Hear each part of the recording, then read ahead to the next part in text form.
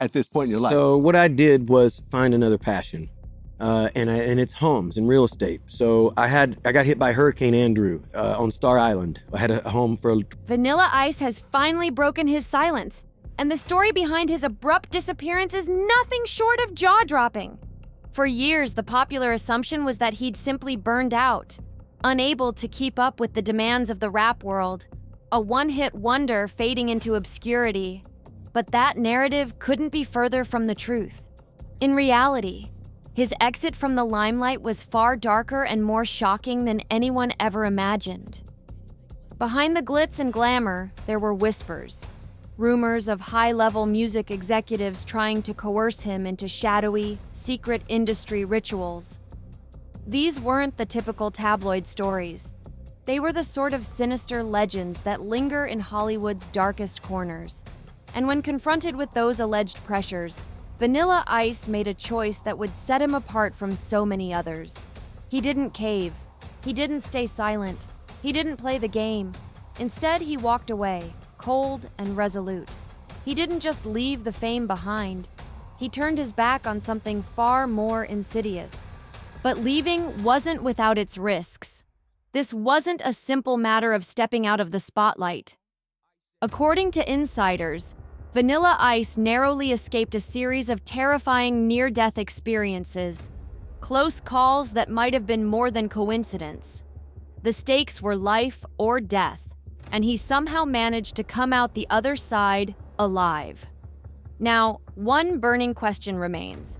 How did Vanilla Ice manage to evade the traps that allegedly ensnared so many other stars? And more disturbingly, was he really on the brink of becoming a victim of the industry's darkest forces? The answers to those questions might just reframe everything we thought we knew about the early 90s music scene. In the end, Vanilla Ice's decision to vanish from the public eye might have been more than just a survival tactic. It could have been the most daring, defiant move of his entire career. And as we dig deeper, we'll uncover how he defied the odds, escaped the grasp of the elite, and proved that walking away sometimes takes more guts than staying. And just like that, poof, Vanilla Ice was gone. Most people chalked it up to a classic case of burnout, thinking he just didn't have the chops to keep up. But now, fresh whispers are circulating, and they tell a very different story. Turns out, his sudden fall from grace wasn't about talent or shifting trends at all. It had everything to do with what was brewing behind the scenes, something far more sinister. According to new accounts, the music industry's so-called higher-ups weren't just promising fame and fortune. No, they were reportedly luring Vanilla Ice into a dark web of secretive rituals, the kind other artists have only dared to reference in hushed tones. When Ice hit his peak, the industry's self-proclaimed gatekeepers apparently came calling. These weren't your average Hollywood parties. These were the types of underground gatherings that have been hauntingly linked to figures like Diddy. Bizarre, clandestine events where deals are rumored to be sealed in silence, and allegiances allegedly come at a steep, otherworldly cost. But Vanilla Ice wasn't about that life. He didn't waver. He reportedly said no thanks, turned his back on the smoke and mirrors, and walked away. And he didn't just leave quietly. He took aim at the industry's fake grins, backroom maneuvers, and cold-hearted manipulation. That's when the real distance started to form. The blinding lights of fame? He saw right through them, stepping away from the facade. Here's where things get even murkier. When Vanilla Ice was at the top of the charts, Diddy hadn't yet made his debut as a major player. By the time Diddy ascended to superstardom, Vanilla Ice had long disappeared from the mainstream. But, and here's the kicker, Diddy didn't create this shadowy playbook. Allegedly, he inherited it, passed down by the same shadowy figures who once tried to sink their hooks into Vanilla Ice. This web of rumors, allegations, and mysterious connections paints a picture that's hard to ignore. Vanilla Ice's abrupt exit wasn't just a fade to obscurity. It might have been his most defiant act. He didn't just turn down fame. He stepped out of the game entirely, leaving a trail of unanswered questions in his wake. After Ice Ice Baby skyrocketed him to global fame, Vanilla Ice found himself in the crosshairs of the music industry's most powerful players. Among them was the late Charles Koppelman, who had deep ties to Clive Davis, an influential figure whose behind-the-scenes maneuvers also played a key role in Diddy's ascent. These industry heavyweights didn't just see Vanilla Ice as a fleeting star. To them, he was a commodity, a puppet they could shape, control, and exploit for all he was worth. But Ice wasn't about to play along. He saw the strings before they could tighten around him. Long before they could force him into their machine, he took a bold step. He walked away, ghosted the fame, turned his back on the whirlwind, and vanished from the spotlight. However, Vanilla Ice's exit wasn't the graceful fade-out he might have hoped for. Far from it. His sudden departure was rocky, fraught with challenges, and at times, he genuinely feared for his safety. To understand the full picture, let's rewind. Before he became Vanilla Ice, he was Robert Matthew Van Winkle, a kid from Dallas with a passion for music. He was first discovered in 1987 by DJ Floyd Earthquake Brown after tearing up the stage at City Lights, a popular South Dallas nightclub. Just 2 years later, he dropped his debut major studio album, To the Extreme, and the impact was immediate. The album exploded, selling an astounding 15 million copies worldwide at a breakneck pace. It was the fastest-selling release since Purple Rain by Prince, and the single Ice Ice Baby didn't just dominate the charts, it made history as the first rap song ever to reach the #1 spot on the Billboard Hot 100. Vanilla Ice wasn't just a rapper anymore. He became a cultural phenomenon, thrusting rap into mainstream pop consciousness in a way few had before. Suddenly, everyone wanted a piece of him. Hollywood came knocking, and in 1991, he made his big screen debut with Cool as Ice. Even Madonna reportedly pursued him, so captivated that she allegedly proposed marriage. But Ice, already growing wary of the industry's trappings, turned her down cold. At his peak, Vanilla Ice had it all: massive record sales, groundbreaking achievements, and the attention of entertainment's elite. Yet, he saw through the glitz, the fake smiles, and the hollow promises. And when he walked away, he did so knowing that he wasn't just stepping away from fame. He was escaping an industry that wanted to own him, control him, and shape him into something he refused to become. At just 23, Vanilla Ice found himself at the pinnacle of success, becoming the most recognizable rapper on the planet, albeit briefly. He wasn't like others in his position, though. Instead of chasing fame for the wild parties or celebrity status, he kept a relatively low profile. Even in his early 20s, he seemed to move differently, focusing on building his career rather than simply living it up. He eventually married Laura Giarita in 1997, and the two welcomed 2 daughters. Remarkably, their marriage endured for nearly 20 years, a Hollywood rarity. But that long run ended in 2016, when Laura filed for divorce, alleging that he had cut her off financially and concealed assets.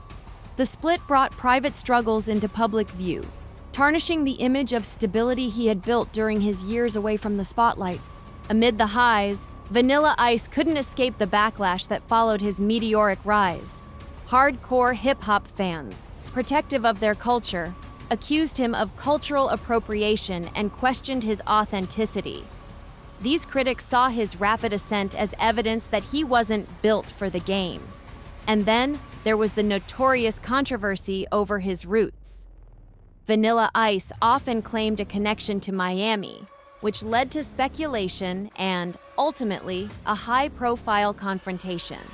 Arsenio Hall famously called him out, suggesting he was embellishing his background, and that moment ignited a public firestorm. The debate over his hometown fueled accusations that he was capping about where he was from. Later, Vanilla Ice addressed the controversy head-on. He admitted he wasn't trying to deceive anyone, but instead struggled with insecurity as fame thrust him into the spotlight. In a candid interview, he explained, "I lived in Miami and wrote Ice Ice Baby about it. I didn't think about where I was from at the time. That only became a thing after I was famous. I was like, where I'm from? Who cares where I'm from? I was embarrassed to tell people I was from Farmers Branch, Dallas." Reflecting on that period, he added, "I didn't tell them I was from Miami. I didn't tell them I was from anywhere. I was just like, listen, I'm from around the corner, man. I'm from around the way."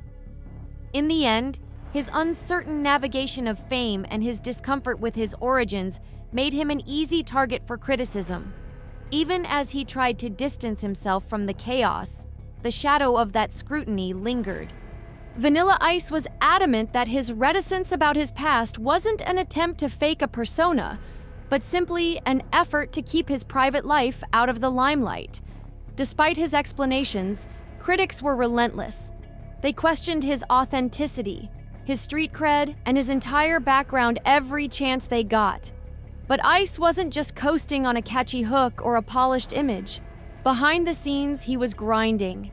His dedication to the dance culture of the 80s was almost obsessive. Inspired by films like Breakin' and Beat Street, he spent countless hours perfecting his moves and absorbing the raw energy of the scene. While the industry tried to box him in as a poser, Vanilla Ice was sharpening his skills, building a foundation of talent that most people never saw. Before he became a national phenomenon, Ice was already a fixture in the Dallas music and party circuits. He wasn't just lighting up local clubs, he was also tearing up motocross tracks, earning wins and making a name for himself far beyond the stage. The street battles on Forest Lane in South Dallas were legendary, and he was a key player in that vibrant scene. But his rise was far from smooth. During those formative years, he faced some serious dangers.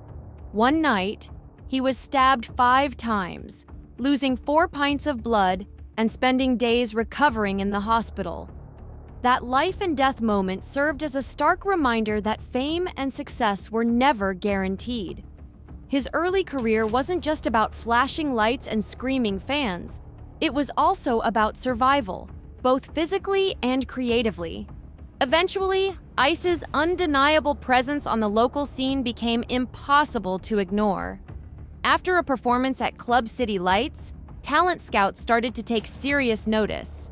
A&R reps from major labels began handing him business cards, recognizing that his combination of smooth looks, athletic dance moves, and raw energy was something special. Even Public Enemy saw his potential. Hank Shockley, one of their legendary producers, reportedly considered signing him to Def Jam. Instead, Vanilla Ice went with SBK Records in 1990. That decision changed everything. It catapulted him beyond Dallas, setting the stage for a national breakout.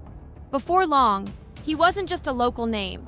He was on world tours, opening for megastars, sharing stages with the likes of MC Hammer and earning respect from heavyweights like Hammer himself and Tupac Shakur marked a turning point. It was more than just his talent that drew people in.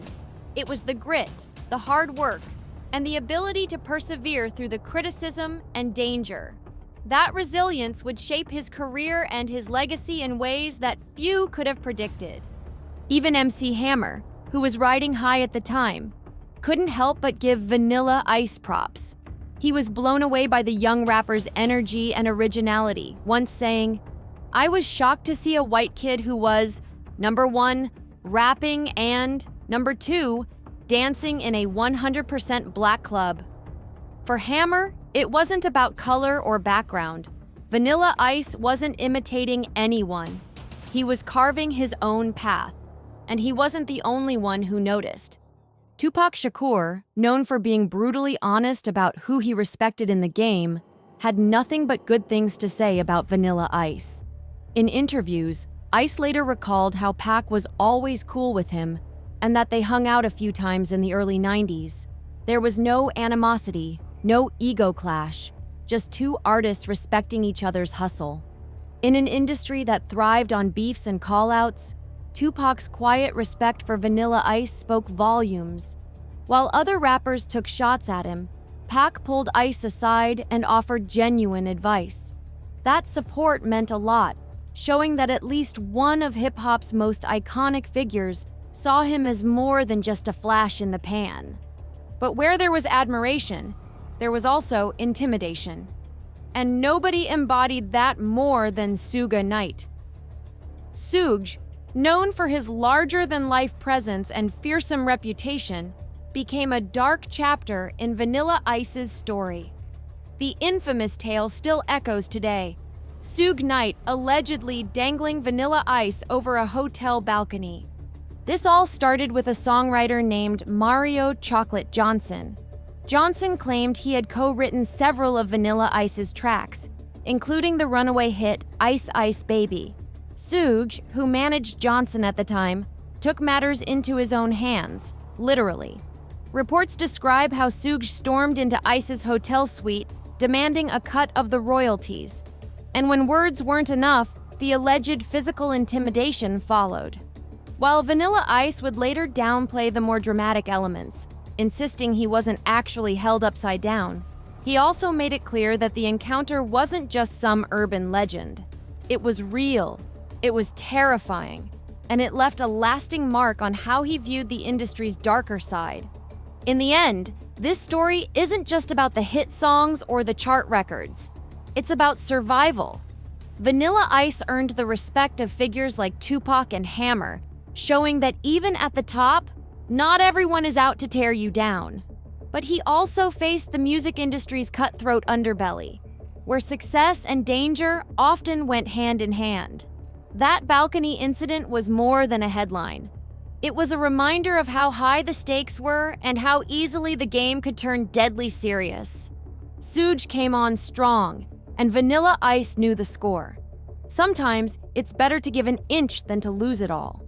Fast forward to today, and the tables have turned dramatically. While Suge Knight spends his days locked away, facing decades behind bars, Vanilla Ice is thriving. He's no longer the brash young rapper from the early 90s. He's a savvy entrepreneur who flipped the narrative in ways no one could have predicted. Instead of fading into obscurity, Ice quietly built a real estate empire that's become the cornerstone of his second act. Long before flipping houses was a mainstream trend, he was already knee-deep in the game, snapping up prime Florida properties, turning them into modern showpieces, and leveraging his music earnings into long-term wealth. This wasn't just a side hustle, it was a transformation. The skills he gained in design, construction, and business turned into a new career that eventually landed him his own TV show, The Vanilla Ice Project, which ran for multiple successful seasons on the DIY network. But here's the kicker. Vanilla Ice didn't sell out. He saw through the smoke and mirrors of the music industry, recognized the traps before they closed in, and walked away before the machine could swallow him. While others were still chasing fame, he found something more sustainable and true. He left the spotlight on his own terms, choosing to preserve his integrity rather than play by the industry's rules. That choice saved him and set him apart. Today, he's living proof that walking away from the frenzy doesn't mean losing. He's financially secure, comfortably running his businesses, and enjoying the rewards of the path he chose. Meanwhile, many of his former critics are either struggling or out of the picture entirely. For those who once mocked him, Vanilla Ice's success story serves as a stark reminder.